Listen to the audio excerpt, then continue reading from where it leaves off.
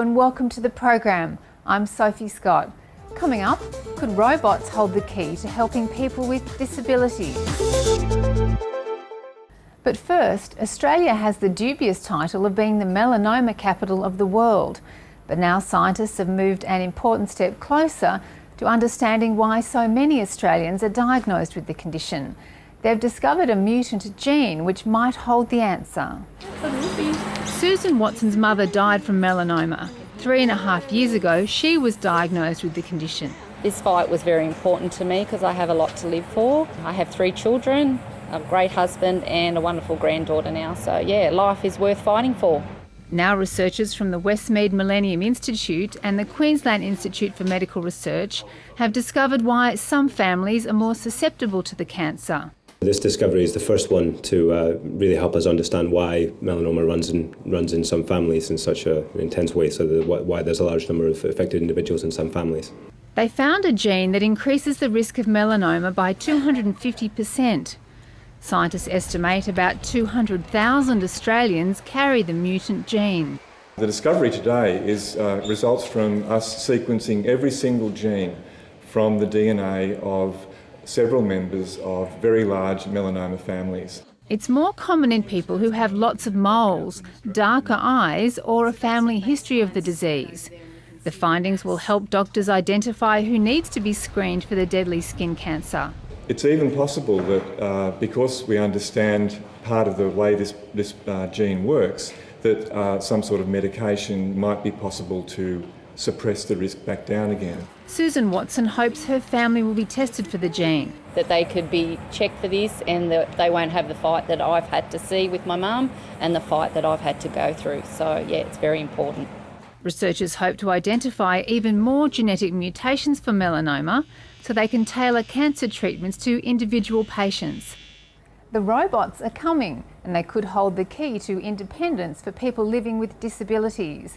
The University of Technology is investing $4 million in assistive robotics. Researchers are working with business, building machines to make life easier for those with mobility problems. Nicole Chettle reports. It's called the exoskeleton and could change the face of rehabilitation for people afflicted by stroke, spinal cord injuries and motor neurone disease. We want to give them that independence.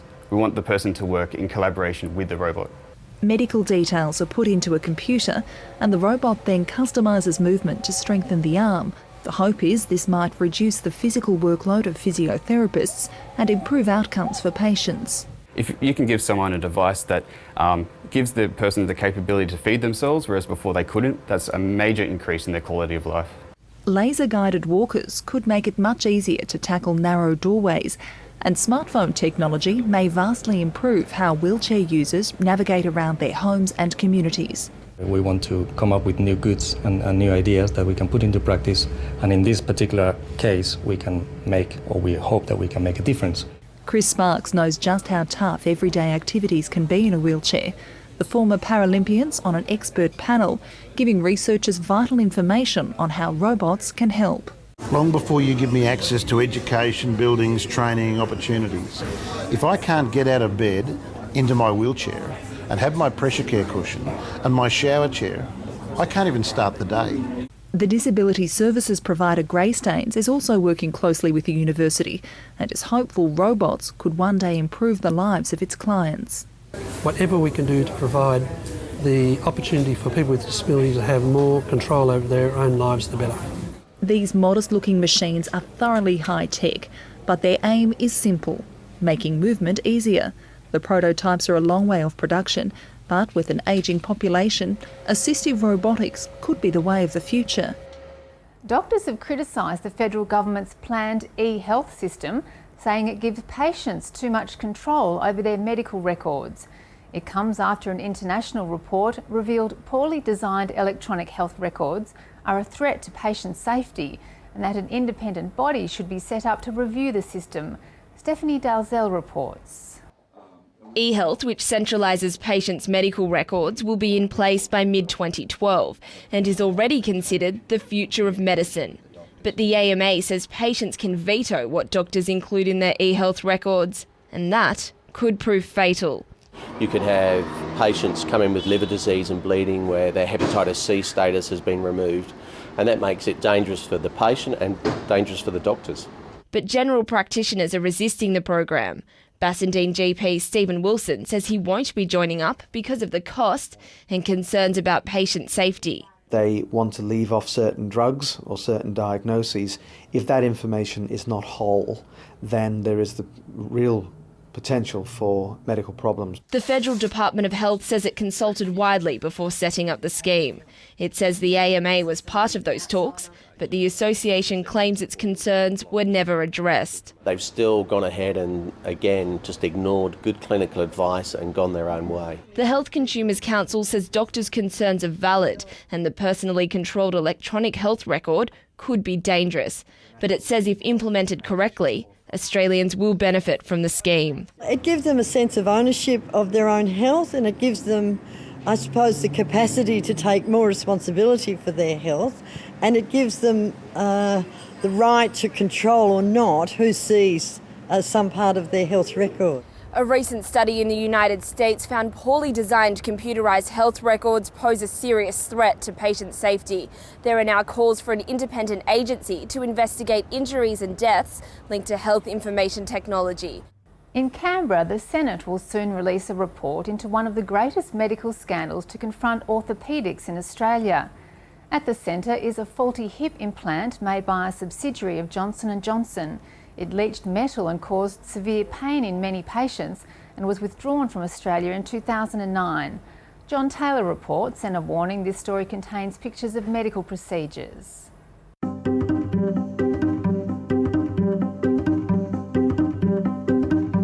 I've been told it's the last I can ever have because of the damage that's been done to my leg. There are Australians who will die needlessly as a result of the regulatory failure, and that is something that is, in my view, nothing short of a scandal. Last year, more than 80,000 Australians had a joint replacement. With an ageing population, that figure could well double in the next decade. The surgery is life-changing, but for 42-year-old nurse Stuart Kane, it's been for the worse. We've got lots of food over there. We've made provisions in our life to cope with the fact that I may not be able to walk. Just have a look for me. I can get them. In 2007, years of rugby and too many scrums had taken their toll, and he had a total hip replacement. It was known as an ASR, made by a subsidiary of Johnson & Johnson and not long released in Australia.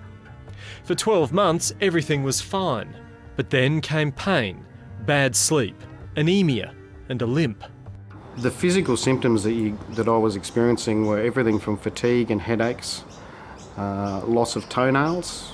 I also suffered a lot through memory and recall. Unknowingly, his hip replacement was to blame. It was leaching dangerously high levels of cobalt, poisoning his blood. Only in November 2010 was it removed. There was metal debris from the acetabulum cup, and that metal debris spread into my hip joint. I was told around the top of my femoral bone that had already been removed to fit the prosthesis, that there was metal debris around there, and the entrance to where the prosthesis entered my femur.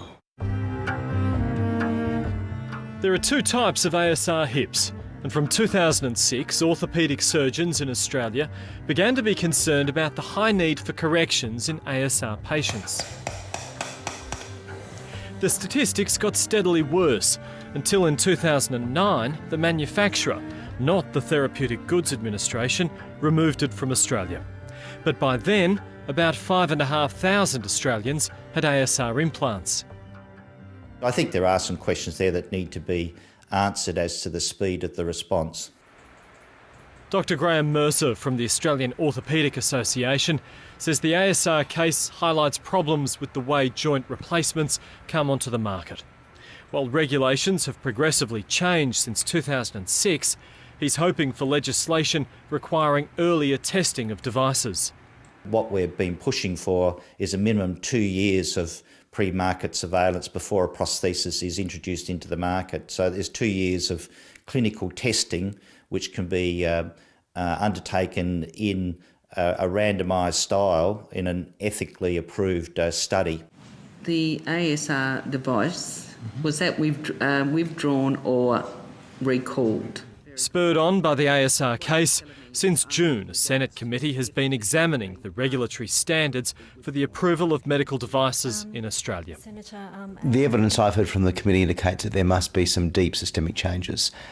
Not only does this cost our medical system hundreds of millions of dollars each year, not just the public system but the private system as well, but there are enormous consequences to individuals. Clearly this recall has had an enormous impact upon patients, their loved ones and their healthcare professionals.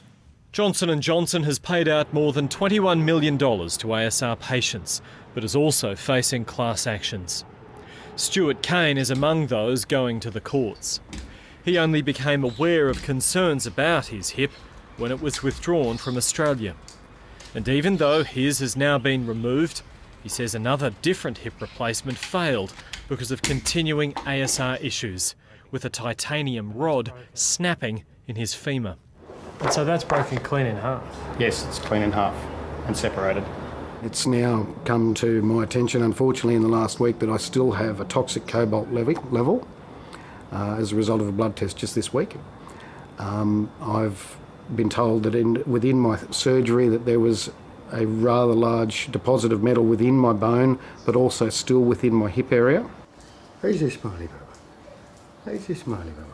The 42-year-old now has a third artificial hip. If it fails, he's facing life in a wheelchair. Whilst I'm not questioning that I wasn't well looked after, I was put at risk, and I was certainly put in a position where I wasn't safe. And that's all for this edition of the Health Quarter. Thanks for joining us. If you've got any story ideas or feedback, please get in touch on Facebook. Search for the Health Quarter page and click like if you want to be kept up to date. And I'll see you next time.